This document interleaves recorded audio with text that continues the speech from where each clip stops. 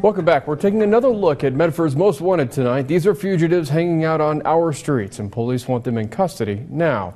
News 10's Crystal Henderson is live at the Medford Police Department with that and more.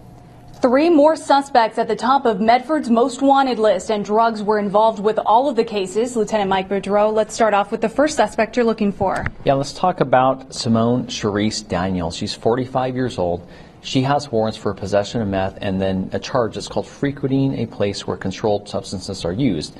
Not a very common charge, but it's basically when you're hanging out or living at a place where people are openly and knowingly using drugs, even though you're not using them, you can be charged with what's called frequenting. So she was charged with that, and we usually apply that mostly to the owners of the house or the apartment, somebody that runs that. They're allowing that to go on. They can be charged with a crime, even though they're not actually using the drugs.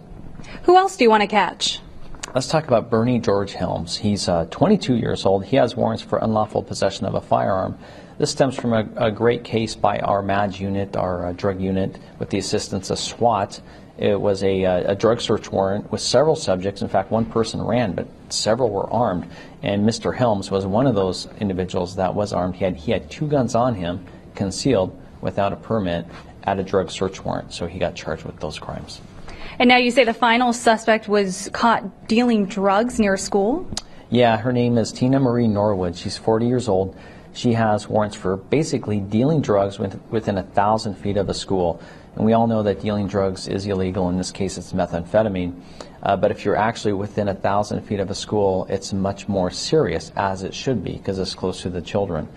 So essentially, we responded to a call of a theft and found her and several other subjects there, and she had a lot of drugs on her, and we proved that she was actually dealing it, not just in possession. So she's put in jail now. She's out. She needs to be back. Thank you so much, Lieutenant Mike Boudreau. Back to you in the studio.